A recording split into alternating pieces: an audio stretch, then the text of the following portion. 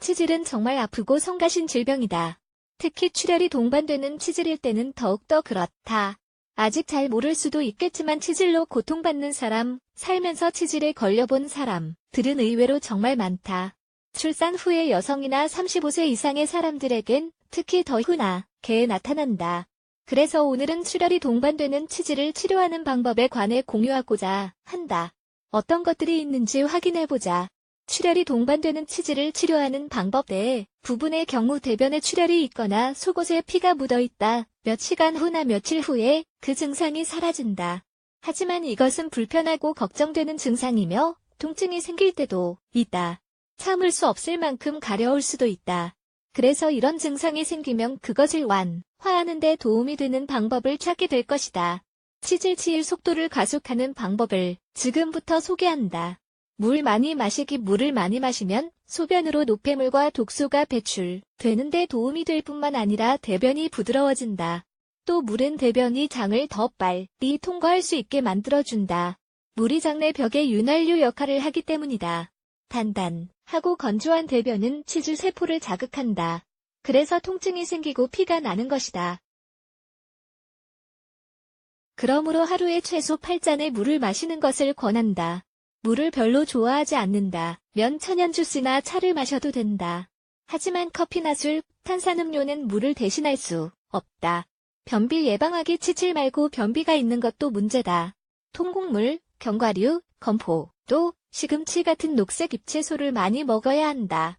이런 식품을 많이 먹으면 변비를 예방할 수 있다. 그리고 변을 볼 때 통증도 없을 것이다. 출혈이 동반되는 치질이 있을 때 변비까지 걸린다면 상황은 그야말로 최악이다. 변을 보려고 애써도 아무 소용이 없기 때문이다. 시간을 갖고 긴장을 풀어보자. 그리고 직장에 압력을 가하면 상황이 더 악화한다는 점을 기억하자. 대변 욕구 억제하지 않기. 많은 사람이 대변을 참으면 화장실에 가는 횟수를 줄일 수 있을 거로 생각한다. 그러면 피가 나는 증상이 더 빨리 멈출 거라고 믿는다. 하지만 그렇지 않다. 그 이유는 간단하다.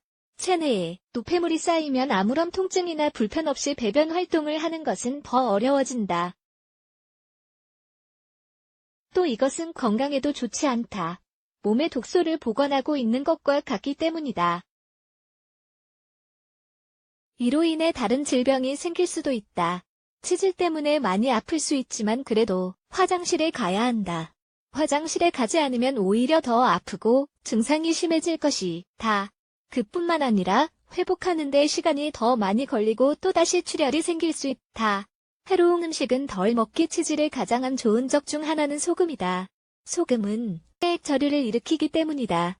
치질과 붓는 것이 무슨 관련이 있을까? 몸에 물이 쌓이면 몸이 붓고 직장관에는 염증이 생긴다. 그 결과 화장실에 가거나 앉아 있을 때 피가 나고 통증이 생기면서 불편해진다. 또 동시에 커피나 술, 초콜릿, 기름진 음식, 단 음식, 흰 밀가루로 만든 음식 섭취를 줄여야 한다.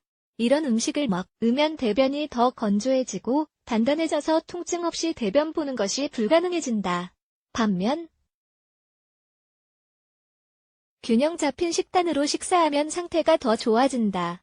사실 건강한 식단으로 식사하는 것은 치질이 있을 때뿐만 아니라 늘 그렇게 해야 한다. 신선한 과일, 채소를 많이 먹어야 한다. 모든 식품군의 식품을 골고루 챙겨 먹도록 하자. 위생적인 상태 유지하기. 치질이 있을 때는 감염되기도 더 쉽다. 화장실에 갈 때마다 차가운 물이나 미지근한 물로 씻자. 항문 부위가 더 예민해질 수 있으므로 화장지는 사용하지 말자. 그리고 항문 주변에 피가 그냥 마르도록 두면 안 된다. 속옷에 피가 묻은 상태로 오래 있는 것도 좋지 않다. 좌욕하거나 물에 몸을 담가 항문 부위를 깨끗하게 유지하는 것도 좋은 방법이다. 대야 같은 곳에 따뜻한 물을 채워 담그면 된다. 몇 분간만 있어도 불편함이 훨씬 괜찮아질 것이다. 몸에 물기를 닦을 때는 수건을 사용하지 말자. 수건은 화장지와 마찬가지로 항문 부위를 더 예민하게 만들 수 있다. 자세 바꾸기. 치질이 있을 때 출혈이 있든 없든 는 오랫동안 앉아있는 자세가 별로 좋지 않다. 앉아서 일한다면 시간마다 몇 분간은 서 있자. 일어나서 책상 주변이라도 잠깐 걸어야 한다. 그러면 혈액순환이 더 잘 되고 항문 부위에 혈액이 몰리는 것을 막을 수 있다. 항문 부위에 혈액이 몰리면 통증과 불편함이 더 커진다. 또 너무 무리해서 운동하는 것도 안 좋다. 무거운 아령을 들거나 스피닝, 테니스 치는 등의 운동은 피하자. 대신 수영이나 요가, 걷기처럼 좀 더 이완되는 운동을 해보자. 천연 테라피 활용하기 알로에를 활용하면 효과가 좋다. 알로에 잎을 길게 자른다. 안쪽에 젤을 긁어 내 항문 부위에 바른다. 치질이 있는 부위에 알로에 젤이 닿아야 한다. 몇 분 지나지 않아 바로 그 효과를 느낄 수 있을 것이다. 얼음을 활용하는 것도 좋은 방법이다. 정말 불편하고 따가울 때 쉽게 활용할 수 있는 방법이다. 얼음을 천으로 싸는 것을 잊지 말자. 그래야 얼음 표면이 피부에 바로 닿는 것을 막을 수 있다. 좌욕할 때 사리용 미숟가락을 넣어보자. 그러면 상처가 더 빨리 치유될 것이다. 주 이미지 저작권 위키하우.com